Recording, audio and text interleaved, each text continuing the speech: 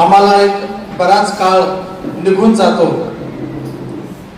तेव्हा बहुतांशी आमच्यासाठी श्रम ज्याने केले तो आम्ही गृहीत धरला जातो. खऱ्या अर्थाने आम्हाला त्याचा विसर पडतो. माझी मराठी कळेल का तुम्हाला? हा, म्हणजे असं, पास्टर को मालूम है हम पास्टर से बहुत प्यार करते हैं. आमेन. पास्टरांना माहिती आहे की पास्टरांवरती आमचं किती प्रेम आहे. मी सकाळी पालकीनबाई बरोबर बोलत होतो, मला असं वाटतं, आणि तेव्हा एक शब्द मी बोललो नाही, माझ्या आत्मिक मुली बरोबर बोलत होतो, व्हिडिओ कॉल चालू होता. तेव्हा मी तिला सांगितलं की बेटा, प्रेम हे कृतीने दिसलं पाहिजे. काय काय मी तुझ्यावर प्रेम करतो हे बोलण्याने नाही, ही कृती असायला पाहिजे. येशू ख्रिस्ताने आपलं प्रेम त्याच्या बोधातून, वचनातून, संदेशातून, दाखल्यातून, उदाहरणातून, उपमामधून बोलून दाखवलं. पण तिथपर्यंत सीमित आणि मर्यादित राहिलं नाही.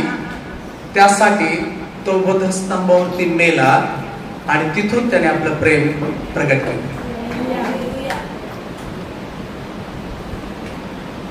ज्याच्यामुळे आम्ही आज आशीर्वादित आहोत, ज्याने आमच्यासाठी मध्यस्थी केली, ज्याने आमच्यासाठी कष्ट केले, ज्याने आमच्यासाठी अश्रू ढाळले, ज्याच्या प्रार्थनेमुळे आज आम्ही या ठिकाणी पोहोचलो, तो व्यक्ती फक्त आमच्या जीवनामध्ये आशीर्वादाचा स्रोत, आमचा पुरवठ्याचा स्रोत, आमच्या आजारपणामध्ये आमच्यासाठी मध्यस्थी करणारा स्रोत, आम्ही ज्यावेळेस चुकतो तेव्हा आम्हाला मार्ग दाखवणारा तो स्रोत म्हणून बघणं, हे केवळ एक स्वार्थीपणाचं लक्षण आहे. हा फक्त आमचा स्वार्थ आहे. मी आजारी पडेल तर पास्टर येऊन प्रार्थना करतो, मी काही समस्यात असेल तर पास्टर येऊन मला मार्गदर्शन करते, मी जर कुठं अडचणीत आलो तर पास्टर मला येऊन भेटतील. आणि पास्टर तसं करतात, कारण येशू ख्रिस्त म्हणतो, मी बत्तीमान होतो तेव्हा कुणी माझ्याकडे येऊन भेट घेतली नाही, मी उघडा होतो तेव्हा मला कुणी वस्त्र दिले नाही, मी तहानेला होता तेव्हा मला कुणी पाणी दिलं नाही, मी निराश्रित होतो, मला आश्रय नव्हता आणि कुणी मला आश्रयात घेतलं नाही. शिष्याने विचारलं, असं आम्ही तुम्हाला कधीच बघितलं नाही. तेव्हा येशूने म्हटलं, जे माझ्या नावाने जे दरिद्री, जे त्या अवस्थेत आहेत, मी त्यांच्यामध्ये होतो, त्यांच्यामध्ये आहे. हे देवाच्या सेवकाला खूप चांगलं माहिती आहे की लहानातल्या लहानावरती कसं प्रेम करायला पाहिजे, हे देवाच्या सेवकापेक्षा अधिक कुणी समजू शकत नाही. समाजाने जेव्हा आम्हाला नाकारलेलं होतं, समाजाने आम्हाला जेव्हा झिडकारलेलं होतं, समाजामध्ये आम्हाला कधी स्थान नव्हतं, आमची बायको आम्हाला आराकाऱ्यावर बोलत होती, आमचा पोरगा आम्हाला कधी सन्मान देऊ शकत नव्हता, समाज आम्हाला मान पान स्थान देऊ शकत नव्हतं, आमचा पैसा वेस्ट जात होता, आमचं कोणतंही अस्तित्व नव्हतं आणि केव्हाही मरण आम्हाला कंटाळू शकत होतं. अशा वेळेला देवाच्या सेवकाने येऊन आमची काळजी घेतली आहे आणि आपलं प्रेम जे ख्रिस्तापासून मिळालं ते आम्हाला दिलं आहे. आणि त्या प्रेमामुळे, त्या अश्रूमुळे, त्या प्रार्थनेमुळे आज आम्ही या ठिकाणापर्यंत पोहोचलो. Praise the Lord. Praise the Lord. Praise the Lord. म्हणून देवाचा भक्त स्तोत्र करता म्हणतो, हे माझ्या जीवा परमेश्वराचा, हे माझ्या सर्व अंतर्यामा त्याचे कोणतेही उपकार, जे लोक उपकार विसरतात, जे लोक आमच्यावरती झालेली मेहरबानी, आमच्यावर झालेली कृपा, आमच्यासाठी केलेले श्रम हे विसरतात, हे लोक देवाच्या आणि मंडळीच्या कोणत्याही लायकीस खरे ठरत नाही.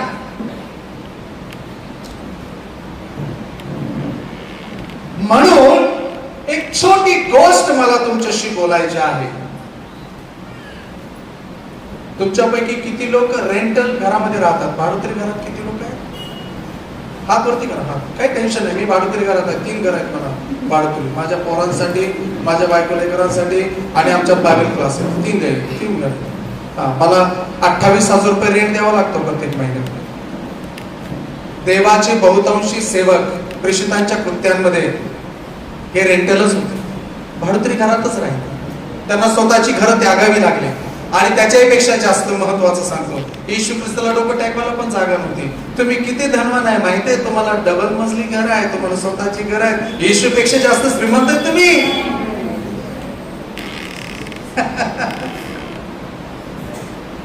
येशूला कर द्यायला पैसे नव्हते.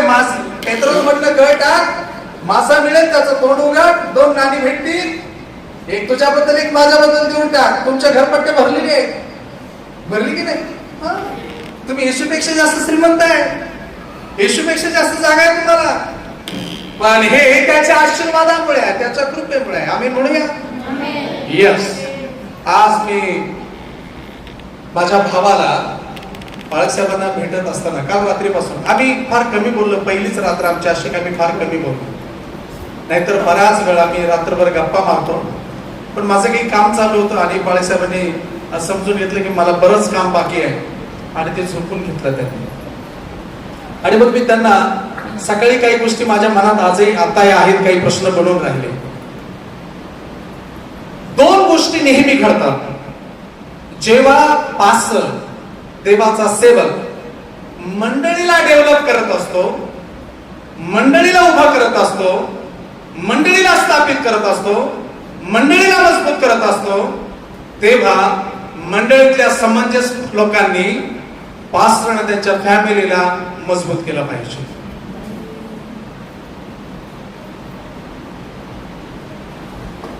ह्या दोन्ही प्रक्रिया सोबत चालल्या पाहिजे. प्रार्थना फक्त तुम्ही देवासंगती बोलले त्याला प्रार्थना म्हणू शकत नाही. जेव्हा देवही तुमच्या बरोबर बोलत आहे त्याला आम्ही प्रार्थना म्हणू शकतो, कारण तो संवाद आहे. जेव्हा देवाचा सेवक तुमची सेवा करत आहे तेव्हा तुम्हीही देवाच्या सेवकाची सेवा करणं हे तुमचं आद्य कर्तव्य आहे. म्हणून शास्त्रात लिहिलं, कुणी गार पाण्याचा प्याला माझ्या सेवकाला देतो तेव्हा तो आपल्या प्रतिफळाला मुकणारच नाही. सेवकाला आज्ञा आहे, आदेश आहे, ज्या घरात तुम्ही जाल त्या घरात जाऊन म्हणा तुम्हास शांती असो. आता हा क्रम तुम्ही समजून घ्या. जेव्हा देवाचा सेवक तुमच्या घरामध्ये येऊन शांतीची घोषणा करतो तेव्हा तुम्ही त्या सेवकाला एक प्याला भर पाणी देताय. जेव्हा सेवकाचा तुम्ही आदर करून घरामध्ये थांबवताय आणि सेवक तुम्हाला आध्यात्मिकरित्या प्रवचन सांगत आहे, वचनाची घोषणा करत आहे, तो तुमची आध्यात्मिक वैचारिक काळजी घेत आहे, तुम्हाला बोध करून मार्ग दाखवत आहे आणि जीवनाची जी वचने आहे तुमच्यामध्ये पेरून ख्रिस्तासाठी, त्याच्या राज्यासाठी तयार करत आहे. तेव्हा शास्त्र म्हणतं की त्या घरामध्ये तू राहा ज्या घरामध्ये तुझा आदर केला जात आहे आणि त्या घराची जबाबदारी आहे की त्या सेवकाचं पालन पोषण त्यांनी करावं. ज्या बैलाला घेऊन तुम्ही 10 एकर रान नांगरलं आहे, खुट्यावरती आल्याच्या नंतर त्या बैलाला खास वर्गणी करून टाकण्याची जर कुणी अशा प्रकारची इच्छा बाळगत असेल तर त्याच्यासाठी ती निष्ठुरता आणि लाजिरवाणी गोष्ट आहे.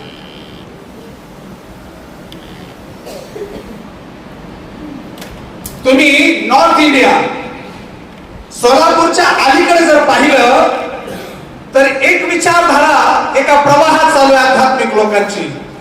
चर्च डेव्हलप झालं पाहिजे, चर्च मोठं झालं पाहिजे, मंडळी आशीर्वादित असले पाहिजे, पण बाळक भाडोत्री घरातच असला पाहिजे.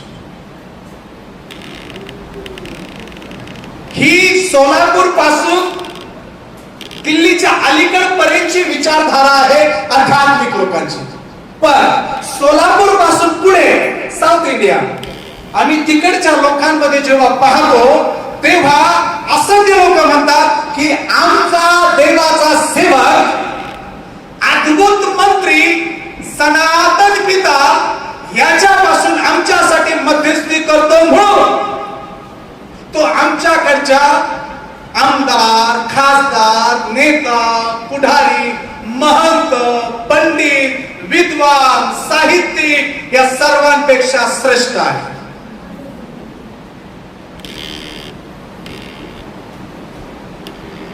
म्हणून साऊथ इंडियामध्ये मोठ्या मोठ्या सभा भरतात तेव्हा मंत्र्यांपेक्षा मोठं स्थान हे देवाच्या सेवकाचं असतं. जर आमच्या घरामध्ये एक चांगली उत्कृष्ट वस्तू असेल तर त्या अगोदर आमच्या बाळकाच्या घरात, देवाच्या सेवकाच्या घरात ती असायला पाहिजे. ही त्यांची विचारधारा सांगत आहे. एक सेवक मंडळीच्या 100 परिवारासाठी रडतो आणि रडून प्रार्थना करतो तेव्हा परमेश्वर देव 100 परिवारांना आशीर्वादित करण्यासाठी समर्थ आहे. पण ज्यांच्या मध्ये परमेश्वर देवाने त्याचा सेवक ठेवलेला आहे अशा 100 परिवाराला एक बाळकाचा परिवार सांभाळता येत नाही. हे दुर्दैव आहे. जे माझ्या बरोबर असतील त्यांनी नीट ऐका. जेव्हा आमची पात्रता नव्हती, जेव्हा आमची लायकी नव्हती, जेव्हा आमचं काहीच अस्तित्व नव्हतं, जेव्हा आम्ही कोणत्या स्थानावरती नव्हतो, आम्ही धिक्कारलेले आणि टाकलेले होतो, अशा वेळेमध्ये देवाचा सेवक आमच्याकडे येणं, त्याने आमची आध्यात्मिक काळजी घेणं आणि देवाने आम्हाला आशीर्वादित करणं, हा 20, 22, 25 वर्षाचा काळ देवाने तुम्हाला तिथून उचललं आणि एक चांगल्या प्रशस्त स्थळी नेलं. परंतु काय आपण ते लोक आशीर्वादित झालो, आम्ही त्या ठिकाणावर कधी बाळक आणि त्यांच्या परिवाराचा विचार करतो काय? हे प्रश्न तुम्हाला घरी जाऊन पण स्वतःला विचारायचे आहेत. ही प्रश्न तुम्हाला घरी जाऊन स्वतःला विचारायचे आहे. बघा, करिंथकराचा पत्र, दुसरे पत्र, याचा अध्याय नंबर 9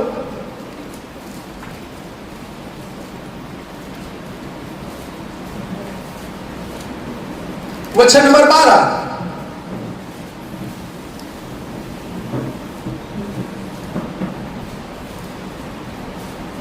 अध्याय नंबर 9 वचन नंबर 12.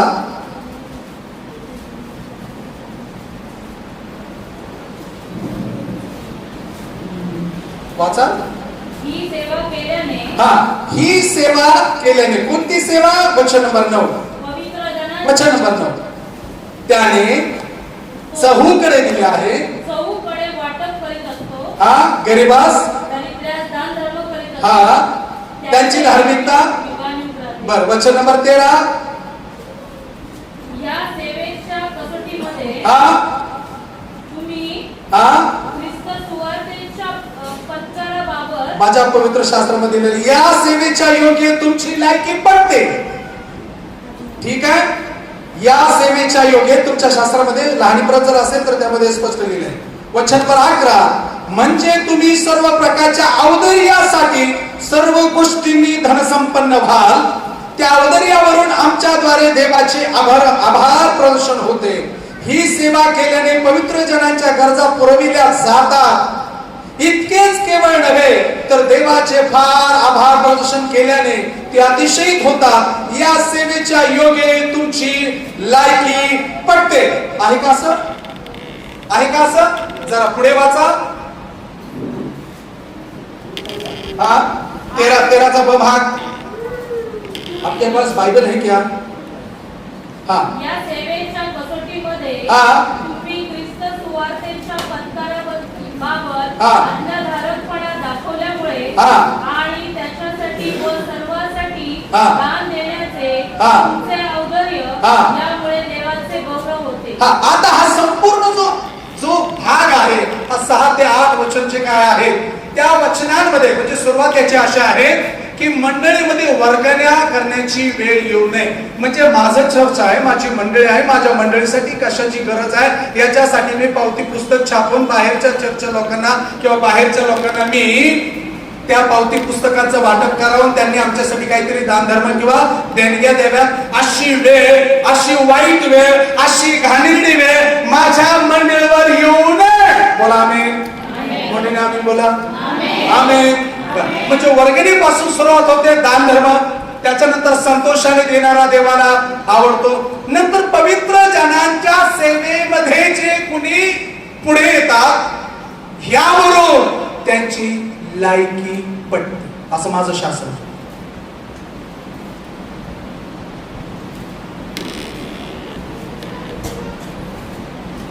लक्षात घ्या, प्रभूने आम्हाला पाचारण केलं आहे, त्याने आमचं तारण केलं आहे. आम्ही तारण पावला आहोत, आम्ही अन्य भाषामध्ये बोलतो, आम्ही वर्शिप करतो, अर्ध बायबल आमचं तोंडपाठ झालं आहे. या सर्व गोष्टी ज्या आहेत ना, या फक्त एक्सरसाइज आहे, हा व्यायाम आहे.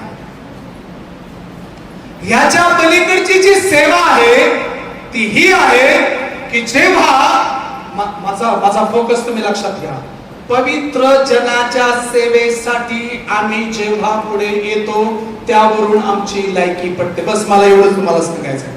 आम्ही चर्चमध्ये कोणत्या लायकीचे आहोत. आज घरी जाऊन स्वतःच्या बिंदूवरती थोडासा जोर द्यायचा. ठीक है, 25 साल में प्रभु ने मुझे बहुत आशीषित किया, प्रभु ने मला हे दिलं, प्रभु ने मला ते दिलं, सर्व काय तो प्रभु देणारच आहे. त्याने एक पुत्र दिला, बाकी काय शून्य. तो जर मुलगा देऊ शकतो, त्याचा पुत्र देऊ शकतो, तर बाकीच्या गोष्टी तर अगदी साध्या आहेत. आमेन.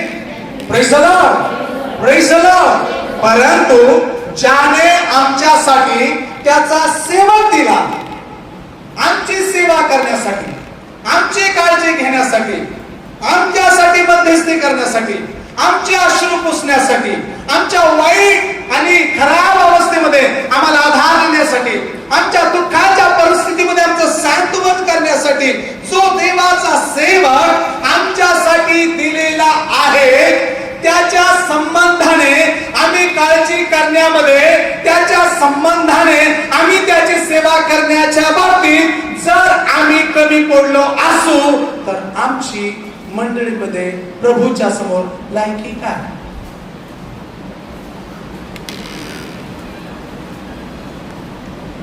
माझे मराठी समजले का? माझे मराठी समजले का? वचन नंबर 13. या सेवेच्या कसोटीमध्ये तुम्ही ख्रिस्त सुवार्तेच्या पत्कराबाबत आज्ञाधारकपणा दाखवल्यामुळे आणि त्याच्यासाठी व सर्वांसाठी दान देण्याचे तुमचे औदार्य यामुळे देवाचे गौरव होते. आणि तुमच्यावर देवाची अपार कृपा असल्यामुळे ते तुमच्याकरता प्रार्थना करतात. ओके. व तुमच्याविषयी उत्कंठा बाळगतात. ओके. देवाच्या अवर्णीय दानाबद्दल त्याची स्तुती. काय दान आहे? कोणतं दान आहे? कोणत्या दानाबद्दल स्तुती आहे? असं कोणतं दान तिथं रेखाटलं आहे, त्याचं वर्णन केलं आहे की ते अवर्णनीय, म्हणजे त्याचं वर्णन करताना शब्दच नाहीये, शब्द कमी आहेत. असं कोणतं दान आहे? कीबोर्ड वाजवायचं दान आहे, अन्य भाषा बोलायचं दान आहे, वचन सांगण्याचं दान आहे, सुवार्ता सांगण्याचं दान आहे, आरोग्य देण्याचं दान आहे, स्तुती करण्याचं दान आहे. इथं कोणतं दान दिलं? अवर्णनीय दान काय आहे? ज्याचं वर्णन होत नाही, ज्याचं वर्णन करण्यासाठी शब्द नाही, जे वखाणण्यासाठी वाक्य नाही, कोणते शब्द त्या ठिकाणी पुरेसे ठरत नाही, असं कोणतं ते दान आहे. म्हणून तुमच्या या अवर्णनीय दानाबद्दल प्रभूची स्तुती असो. बायबल म्हणतं भाषा रद्द होती, बायबल म्हणतं भाषा रद्द होती, संदेश रद्द होती. त्याच्या तुलनेत हे वचन असं म्हणतं की ह्या दानामुळे परमेश्वर यहोवा देवाची स्तुती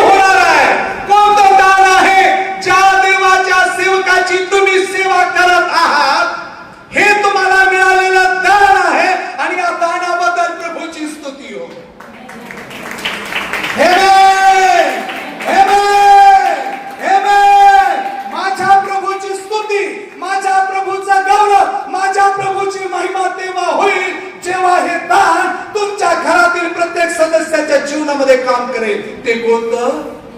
देवाच्या सेवकाची सेवा करणं, काळजी करणं. शमवेला शमवेला हा आवाज तेव्हा लहान बालकाला आला जेव्हा ते बालक देवाच्या सेवकाची सेवा करत आहे. म्हणून ते बालक एली याजकाकडे जात आणि म्हणतं मला आवाज येत आहे. ते एली याजकाकडेच का गेलं? त्यांनी कोपरे का धुंडाळले नाही? तो बाहेर जाऊन का त्याने आवाज चेक केला नाही कुठून आवाज येतोय? कारण त्याला माहिती आहे माझ्या संगती आतापर्यंत कोण बोलत आला आहे? एली याजक, देवाचा सेवक. म्हणून तो त्याच्याकडे पोहोचला आणि म्हणतो, बोला महाराज, काय सेवा करू? देव त्याच्याशी बोलत आहे. जेव्हा तुम्ही देवाच्या सेवकाची सेवा कराल, त्याची काळजी घ्याल, तेव्हा देव तुमच्याशी बोलेल. आम्ही म्हणा, मोठ्याने म्हणा, मोठ्याने म्हणा. ह्या दानाबद्दल यहोवा परमेश्वर देवाची स्तुती असो.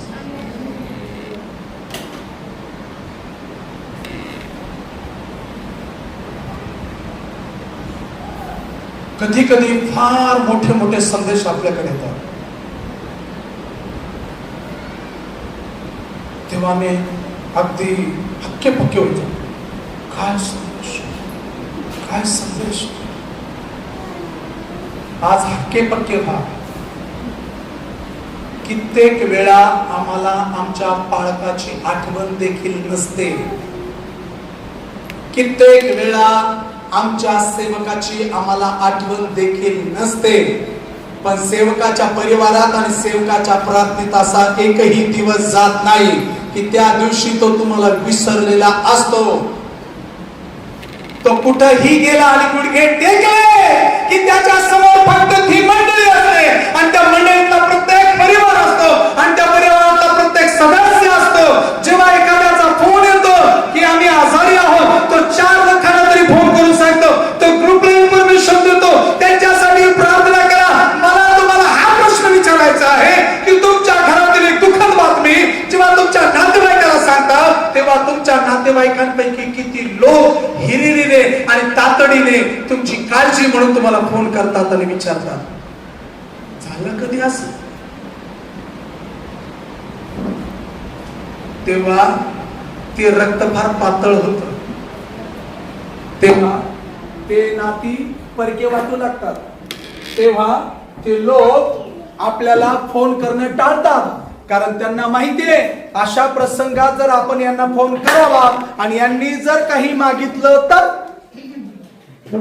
पण एकच ठिकाण असं आहे की जिथे आपण आपली समस्या अगदी व्यवस्थितरित्या सांगू शकतो, हक्काने बोलू शकतो आणि जिथून आपल्याकडून काही अपेक्षा केली जात नाही, ते फक्त एकच ठिकाण आहे, ते म्हणजे आमचे पास्टर.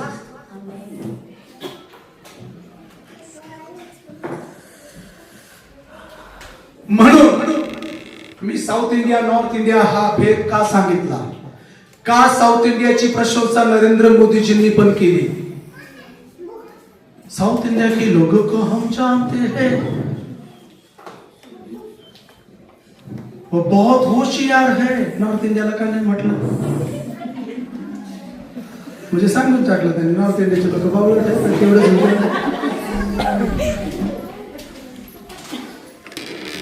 मी 2 वर्षापूर्वी केरळमध्ये होतो, तेव्हा एक शहर पूर्ण खचलं डोंगरावर होतं आणि तेव्हा लोकांची चर्चा सुरू झाली की सरकार काही मदत करेल का. त्यांनी सरकारला सांगितलं, आम्हाला तुमच्या मदतीची गरज नाहीये, ऑलरेडी आमच्यामध्ये एवढी कुवत आहे की आमचं शहर आम्ही परत स्थापित करू. जर एक राज्य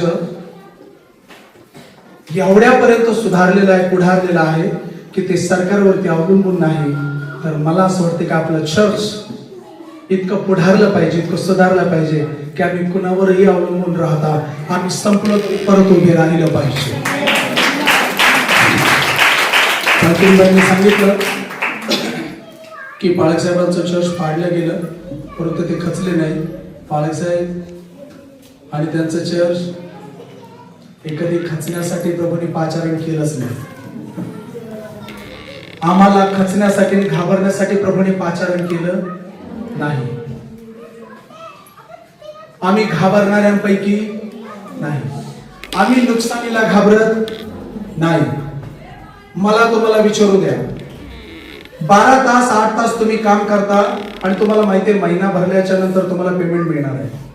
तुम्ही गाडीमध्ये चढल्याच्या नंतर तुम्हाला माहिती आहे तुमच्याकडे जे काय ते तुम्ही ते सेल आउट करणार आहात, तुम्हाला पैसे भेटणार आहे. फक्त पाळकच एक असं आहे की सकाळी उठल्यापासून 1 महिनाभर तुमची सेवा करत, पण त्याला माहितीच नाही काय भेटणार आहे. फक्त त्याला एवढंच माहिती आहे काय भेटणार माहित नाही, पण प्रभू भेटलाय बस, याच्यापेक्षा अजून काय पाहिजे.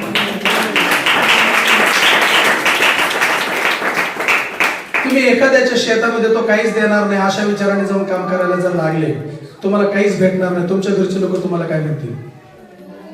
पागल नंबर 1.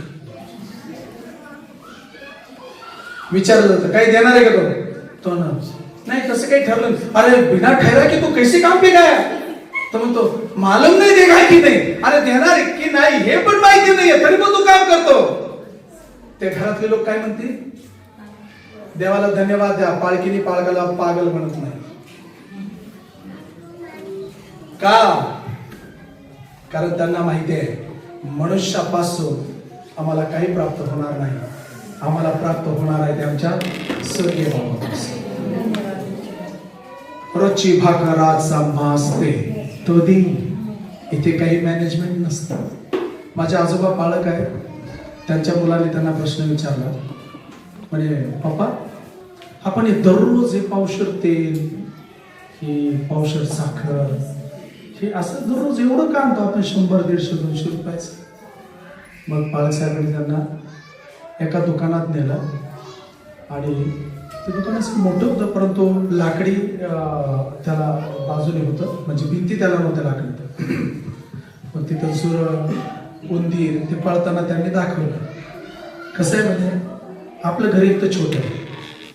जर समजा ह्यापैकी ही टोळकं जर तिकडं आलं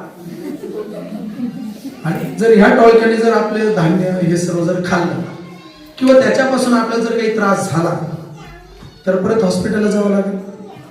आपण त्याच्याकडून काय करतो? फ्रेश आणतो. भाजी कशी आणतो आपण? फ्रेश आणतो. हिरवी भाजी कशी आणतो? फ्रेश आणतो. दूध कसं आणतो आपण? फ्रेश आणतो. तसं हे पण आपण फ्रेश आणलं पाहिजे, त्याच्यामुळे तब्येत चांगली असते. आणि म्हणून पाळकाच्या घरातले लोक सगळे तंदुरुस्त असतात. बाळशिरा कसं आहे, एक पाळकच एक असा देवाचा सेवक आहे की जो स्वतःला समजून घेतो, स्वतःला समजून सांगतो चल होईल ठीक आहे, काही टेन्शन नाही. हे कोण बोलतो? सेवकच. मला तुम्हाला सर्व मंडळीला आज आव्हान करून जायचं आहे. 25 वर्षाच्या वेळी तुम्ही आशीर्वादित आहात. प्रभू तुम्हाला विचारणार आहे, माझ्या सेवकाबद्दल काय, माझ्या दासाबद्दल काय? कारण पेरणाऱ्याला बी पुरवतो तो आशीर्वादित आहे. पेरणारा कोण आहे? देवाचा सेवक आहे. ते आध्यात्मिक पेरणी करतात आणि त्यांनी अधिक पुढे जावं यासाठी बीज रूपाने आम्ही दमडीनं दमडी जेव्हा सेवा करू लागतो, ही सेवा पुढे जाते आणि याचे आशीर्वादाचे मूळ स्रोत आम्ही असतो. मी सकाळीच बाळासाहेबांची आठवण केली. आम्ही दोघं जण बोलत होतो. म्हटलं नीलू, आठवतंय का तुला आपण बायबल क्लासला होतो तेव्हा बाळासाहेबांचं एक पुस्तक आम्ही वाचलं देण्याबाबत. आणि त्यावेळेला मला ते फार मी भारावून गेलो की खरंच आजपर्यंत गोऱ्या काळ्या लोकांकडं भारताच्या लोकांची नजर लागलेली होती, पण ते इतका चांगला की काळ्या गोऱ्या लोकांचं येणं बंद झालं आणि देणं बंद झालं. देवाला धन्यवाद, कारण त्याच्यामुळे मंडळांना घ्यायची सवय लागली, द्यायची सवयच नाही. आणि बायबल तर सांगतं घेण्यापेक्षा देण्यात धन्यता. आशीर्वादित आहे तो व्यक्ती जो घेण्यापेक्षा देण्यावरती भरोसा ठेवतो. धार्मिक देतो, हात आखडत नाही. घेऊ का? ओके.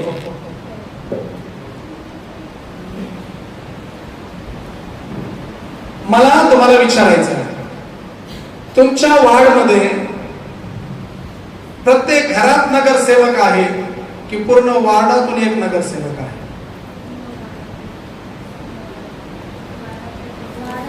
का घराघरात नगरसेवक? तो एक नगरसेवक तुमचे रस्ते पाहतो, घरकुलातली यादी पाहतो, तुमचे मतदार यादीतले नाव पाहतो, तुमचं रेशन कार्ड पाहतो. आमदार खासदारापर्यंत जायचं असेल तर लेटर देतो. तुमच्या घरपट्ट्याचे नळाचे काही प्रॉब्लेम असेल तर कोण बघतो? नगरसेवक बघतो की नाही? कारण तुम्ही काय केलं? त्यांना निवडून दिलं. आणि मग तुम्ही अधिकाराने तिथे जाता, बरोबर की नाही? ऑफिस मध्ये जाता. तुम्ही नगरसेवकाच्या ऑफिस मध्ये जाता की नगरसेवक घरी येऊन तुम्हाला भेटतात?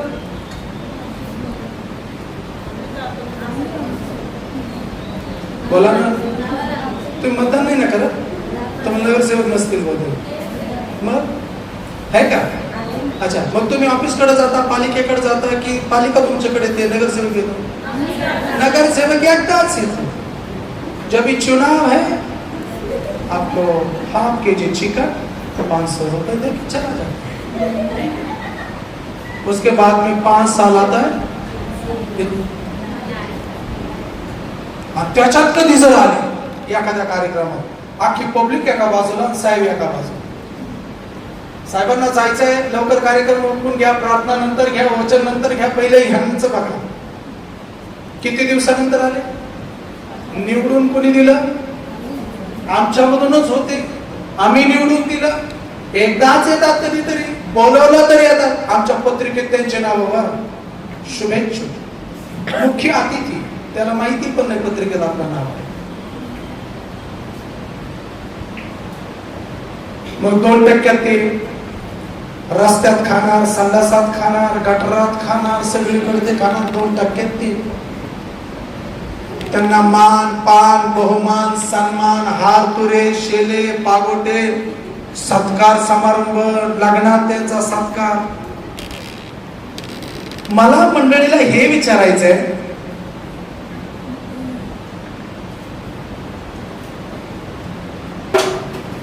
सडक्या मालाला पडतोय गिऱ्हाईक की काय?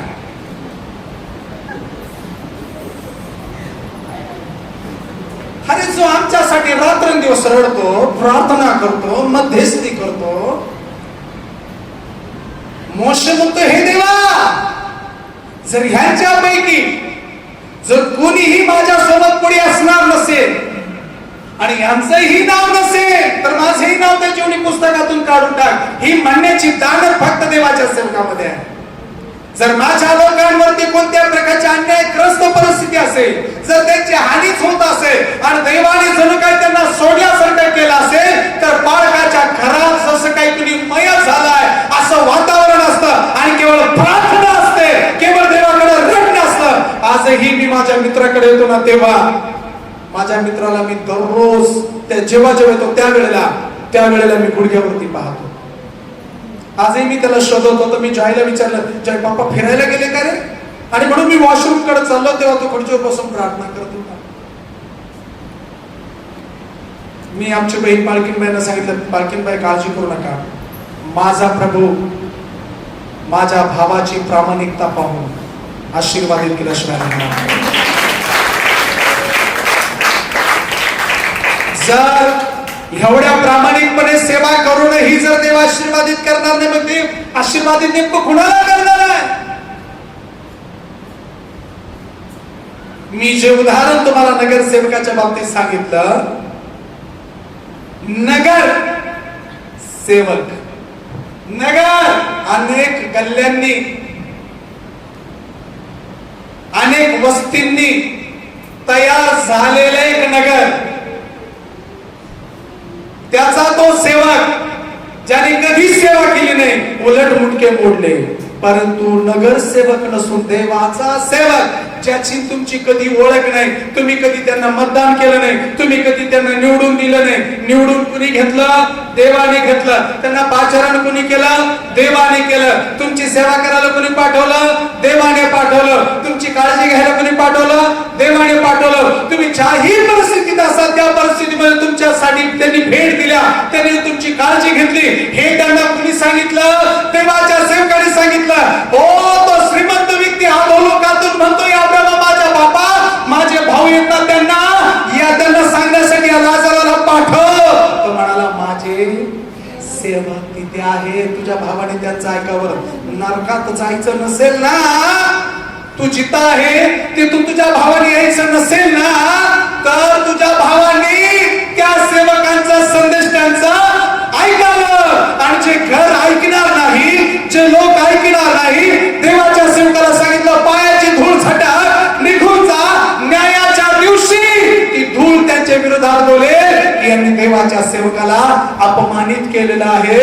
जर तुम्ही देवाच्या सेवकाचा सन्मान करणार, तुम्ही त्यांची काळजी घेणार, त्यांचा भार वाहणार, त्यांची सर्व परिस्थितीमध्ये तुम्ही पूछताछ करणार, असे जर तुम्ही बनाल तर ते तुमच्या या दानाबद्दल तुमचं गौरव केल्याशिवाय राहणार नाही. आणि शास्त्र म्हणतात, म्हणून या अवर्णनीय दानाबद्दल परमेश्वर देवाची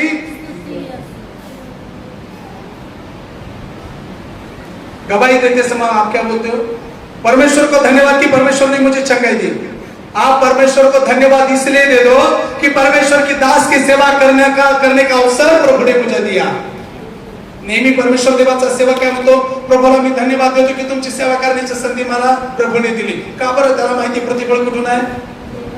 आमेन. Hallelujah, hallelujah, hallelujah.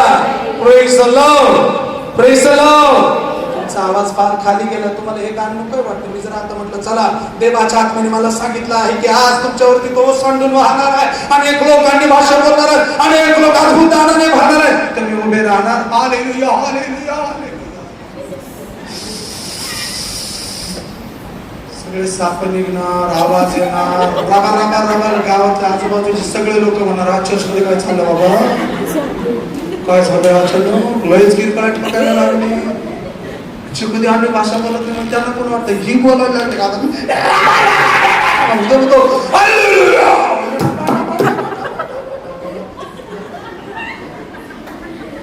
लेकिन वर्ष बोलायला असं वाटतं आता लगेच आपण सांगावं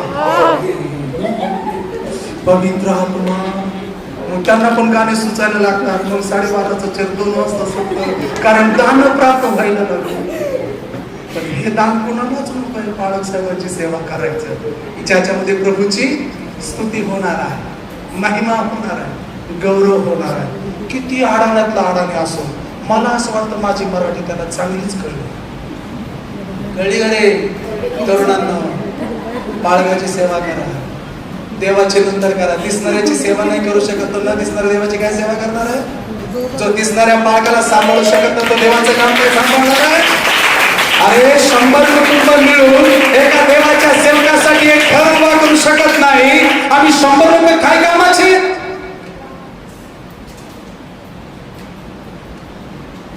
राजे शिवाजी महाराज यांच्या काळात बांधण्यात आलेले संपूर्ण गड किल्ले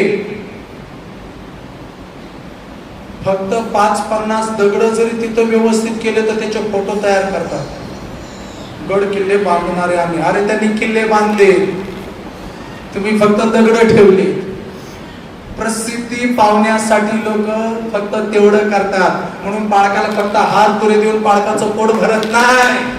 त्याच्या पाठीमागे त्याची बायको, त्याच्या पाठीमागे त्याचे लेकर आहेत. आणि जर त्या परिवाराने त्यांना सपोर्ट केला नाही, त्यांना मदत केली नाही, तर पालकावरती काम करण्याची वेळ येईल. आणि मग पालक जेव्हा काम करेल तेव्हा तुमच्या घरी विचारायला कोणी येणार नाही. तुमच्या घरी कसं काय चाललंय तुम्हाला तर नातेवाईक विचारित नाही. तेवढाच एक माणूस आहे तुम्हाला विचारतो. बायको तुम्हाला म्हणते, हे तुला लाज वाटते का? मग पाळसाहेब होतं, ब्रदर तुम्हाला ते बोलतात, काही टेन्शन घेऊ नका. म्हणजे बायको त्याला आरेकऱ्यावर बोलते आणि पाळसाहेब त्याला आहोकाव बोलतोय. म्हणजे त्याच्या बायकोपेक्षा जास्त सन्मान कोण देतोय? आणि याला एवढं कोतुडं येतंय, याला बाळकाची सेवा करा कळत नाही.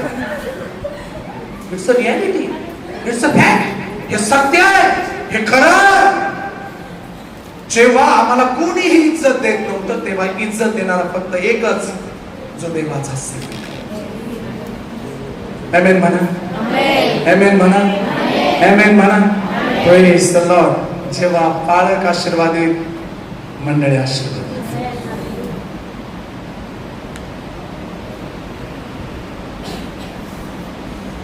मेंढपाळ आहे ना, मेंढ्याचं दूध पितो का गावात जाऊन सांगतो, 2 लिटर दूध सांगा बरं गाईचं. ते गाईचं तिकडेच राहू दे, आमचे मेंढर आहेत, आम्हाला दूध देते. मेंढ्यांचे केस वाढले, कापले, जेवढी काही केस आहे ती लोकर म्हणून विकली जातात, घोंगडी तयार होते, पैसा येतो. मेंढपाळाचं उत्पन्न हे मेंढरात आहे का शासनाकडे जाऊन कर्ज मागतो? असं आहे का? नाहीये. जाऊन विचारा, जेवढे मेंढपाळ तुमच्या आजूबाजूला आहेत त्यांना विचारा, ते शासनाकडे जाऊन त्याने मेंढराचं एखादं लोन घेतलं असं नाहीये, किंवा एखादं प्रपोजल घेतलं, किंवा एखादं अशा प्रकारची काही स्कीम घेतली असं नाहीये. त्या मेंढरान इतका धनवान गावातला बुराकी पण नाहीये. तो दिसताना फक्त भटका दिसतो, पण त्याला माहितीये त्याचं उत्पन्नाचा स्रोत कोण आहे? ते मेंढरा आहे. बाळकाने दुसऱ्यांकडे आपली नजर लावावी अशी वाईट अवस्था पालकावर कधीही येऊ नये, असं जर तुम्हाला वाटत असेल तर आजपासून तुम्ही देवाच्या सेवकाची काळजी घेतली पाहिजे. माझ्याकडे 5 मिनिटं आहेत. जाता जाता सांगतो, मी 2014-15 पर्यंत फुल टाइम मिनिस्ट्री करणारा देवाचा सेवक होतो. पण जेव्हा माझ्याकडे अनाथ, ज्यांची आई वडील नाही, जनवडील नाही, सुवार्ता सांगत असताना मला मिळालेली काही मुलं की जी दिवसभरामध्ये कमीत कमी पावशर गांजा पीत होती, नदीच्या कडेला पडून असायची, दारूच्या व्यसनात, गांजाच्या व्यसनात, अफूच्या गोळ्या याच्यामध्ये पडून असायची.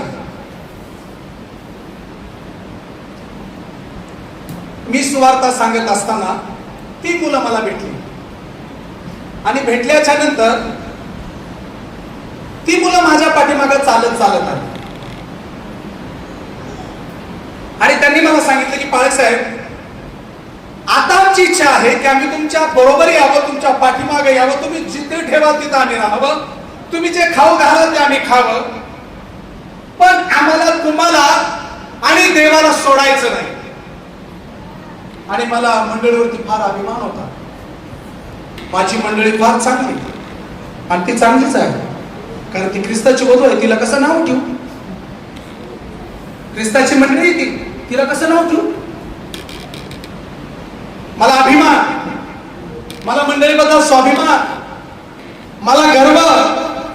आणि मग ती 20-21 मुलं माझ्या अवतीभोवती, माझ्याकडे सगळे फोटोज वगैरे आहेत. आणि मग मी ठरवलं की आता ही मुलं, तसेही यांच्यावरती पितृत्वाची छाया नाहीये, यांना वडील नाहीयेत, काहींना टाकून दिलेलं आहे, काही फक्त भटकत आहेत, परंतु ती आली आहे, आता मला त्यांना आश्रय देणं गरजेचं आहे. आणि जेव्हा मी त्यांना आश्रय दिला, माझीच वांदी होती, त्याच्यात ती पण आली. ती गंमत झाली अशी, आंधळा गेला येशूकडे, दृष्टी मिळावी म्हणून येशू जमिनीवर थुकला, शिखार घातला, त्याच्या डोळ्याला आला, म्हटलं जा शिलोला जाऊन तू. तशी गंमत आमची. आमचंच नीट नव्हतं, त्याच्यात हे आले, ते म्हणाले आम्ही तुम्हाला सोडणारच नाही, त्याच्यात आणखीच नीट झालं नाही. मग आता कुठं न्यायचं? आपलेच वांदे. म्हणून मंडळीतल्या काही चांगल्या लोकांना आम्ही सांगितलं, तुम्ही काळजी घ्या, तुम्ही काळजी घ्या, तुम्ही काळजी घ्या, पालकाच्या तोंड सगळं. मग हिचं देवाची सेवा आहे, आपण हे केलंच पाहिजे, किती चांगलं आहे. आणि मग महिना झाला, 1.5 महिना झाला, 2 महिने झाले. आता हे गांजाच्या नशेमध्ये तूर राहणाऱ्यांना सुरुवातीला काही भुका लागत नव्हत्या, किंवा दारू पिण्याच्या नादात त्यांना काही भुका लागत नव्हत्या, पण जसे जसे तिथून ते बाहेर येऊ लागले तसे तसे यांच्या भुका वाढू लागल्या. मग जिथं जातील तिथं टोपले वाजायचे, मग लोक कुरकुर करायला लागले. स्वतःच्या पालकाची लेकरं असते तर ठीक आहे, हे कोण काय कुठली यांची कशी काळजी घ्यायची, कसं आम्ही काय ठेका घेतला का? आणि मग मी ते ऐकलं. ऐकल्यानंतर मी मुलांना जवळ घेतलं, आणि त्यासाठी प्रार्थना करून त्यांना सांगितलं, बघा आता मंडळीतल्या कोणत्याही लोकांच्या घरी तुम्ही कधीही जेवायला जायचं नाही. प्रार्थनेला जर गेला तर फक्त प्रार्थना करायची, दिला तर चहा घ्यायचा, चहा घेतल्याबरोबर बाहेर निघायचं, थांबायचं नाही. मी जेवल तेव्हा तुम्ही जेवायचं, मी जे खाईल ते तुम्ही खायचं, मी जिथे राहील तिथं तुम्ही राहायचं. ज्याला पटेल त्याने राहायचं, नाही पटणार त्याने निघून जायचं. मग मंडळीतल्या लोकांना थोडंसं बरं वाटलं, चला राग आणि क्रोधाचा निर्णय ते घेतला, आमच्या घरी येणार नाही. मग त्यानंतर मी प्रभूकडे प्रार्थना करत होतो तेव्हा प्रभूने माझं सांत्वन केलं आणि प्रभूने मला सांगितलं, दर्शन तुला आहे त्यांना नाही, दृष्टांत तुला आहे त्यांना नाही. म्हणून माझ्या मनातला राग कमी झाला आणि मी म्हटलं की प्रभूने मला जे पण स्किल दिलं आहे, जे काही कौशल्य दिलं आहे, मी ते वापरेन, त्यातून मला 2 पैसे मिळतील आणि मी त्या मुलांना शिकवेन. आज 15 वर्षामध्ये 16 वर्षामध्ये माझी सगळी मुलं क्वालिफाईड आहे. पैकी 4 मुलं BTH ग्रॅज्युएटेड आहे.